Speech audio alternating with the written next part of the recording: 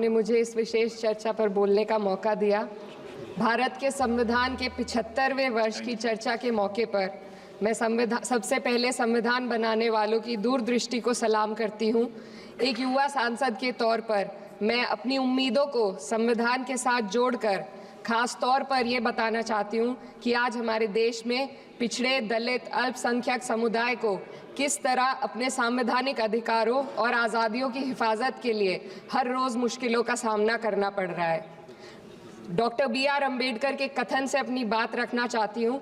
उन्होंने कहा था, मुझे अपने भारतवर्ष पर फक्र है कि जिसके पास ऐसा संविधान है जो लोकतंत्र, समाजवाद और सेक्युलरिज्म को संजोता है। लेकिन आज ऐसा लगता है जैसे संविधान की किताब तो है पर इसे चलाने वालों का ईमान गुम हो गया है।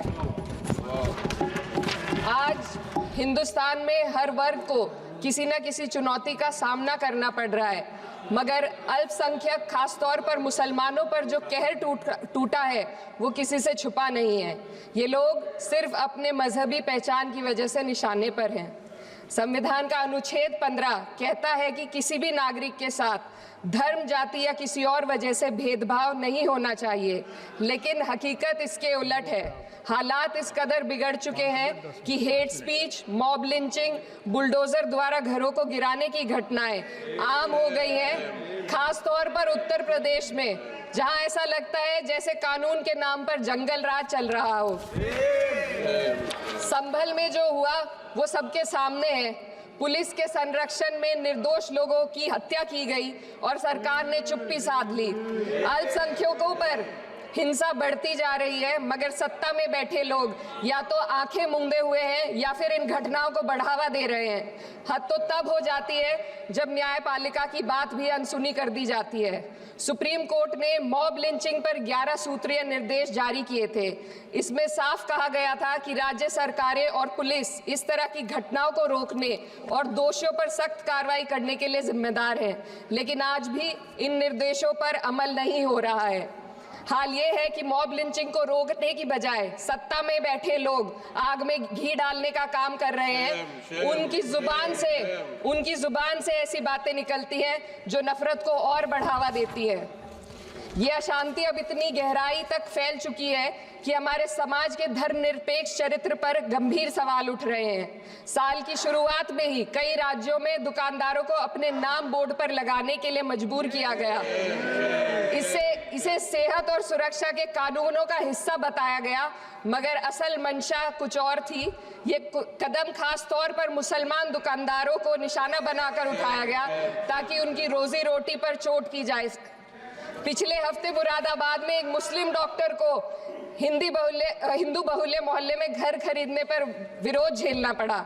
वजह बताई गई कि इससे मोहल्ले की सामाजिक शांति बिगड़ जाएगी।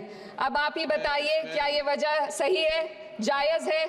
असल में ये छोटी बड़ी घटना इस बात का सबूत है कि सांप्रदायिकता को बढ़ावा देने वाले बयान और नीतियां हमारे समाज को अंदर से खोखला कर रही है। उत्तर प्रदेश में यति नरसिंहन ने बेहद घटिया बयान दिया, लेकिन सरकार इन बयानों पर कोई कार्रवाई नहीं कर रही।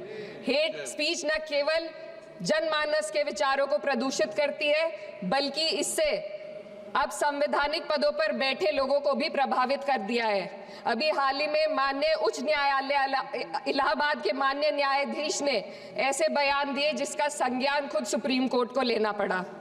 संविधान के अनुच्छेद 29 और 30 ने अल्पसंख्यकों को उनके मजहबी और सांस्कृतिक हक दिए हैं ताकि वो अपनी पहचान को बचा सके और अपने संस्थान चला सके, लेकिन आज उन्हीं हकों पर हर तरफ से चोट की जा रही है।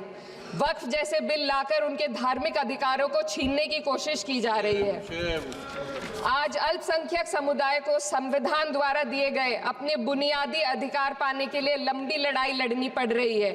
ऐसे कई मामले अदालत ने न्याय देकर संविधान की रक्षा की है, लेकिन अदालती प्रक्रिया में जो समय लगता है उसकी वजह से देश के सामाजिक ताने बाने को भारी नुकसान उठाना पड़ता है। मिसाल के तौर पर इलाहाबाद हाई कोर्ट ने 2004 के मदरसा एक्ट को रद्द कर दिया था, जिससे मदरसों के संचालन पर सवाल उठे। हालांकि सुप्रीम कोर्ट ने बाद में इस फैसले को पलट दिया और एक्ट को वैध करार दिया, लेकिन इस प्रक्रिया में जो समय लगा उसने अल्पसंख्यकों को बेचैनी और संघर्ष के दौर में डाला है। इसी कड़ी में प्लेसेस ऑफ वर्शिप एक्ट 91 भी आता है और कई अन्य अधिकार, उन्हें भी इसी तरह अदालती लड़ाइयों में उलझाया जा रहा है। ये स्थिति न केवल अल्पसंख्यकों के अधिकारों की राह में रुकावट है, बल्कि justice delayed is justice denied जैसी कहावत को सिद्ध करती है। मैं इस सदन से दुनिया भर के अल्पसंख्यकों की आवाज उठाना चाहती हूँ, खास तौर पर हमारे पड़ोसी देश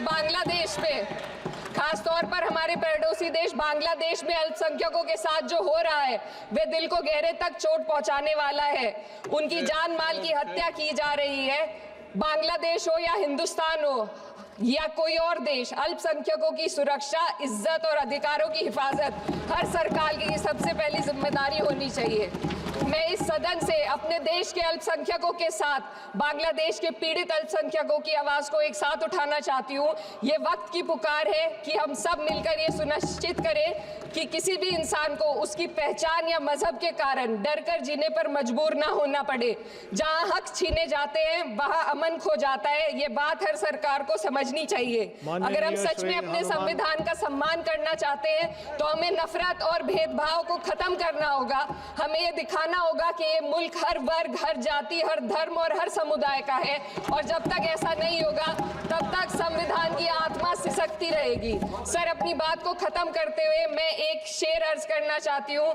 ये दाग दाग उजाला, ये शब गजीदा शहर, वो इंतजार था जिसका, ये वो शहर तो नहीं। लेकिन अगर इस सदन में बैठे हम सभी सदस्य ये ठान ले कि हमें संविधान के मूल्यों को लागू करना है और उसे लागू करने का प्रयास करें, तो वह सुबह जरूर आएगी जिसके लिए लाखों भारतवासियों ने अपने जानों की कुर्बानी दी थी। श्री हनुमान बेनीवाल जी। धन्यवाद सभापति जी।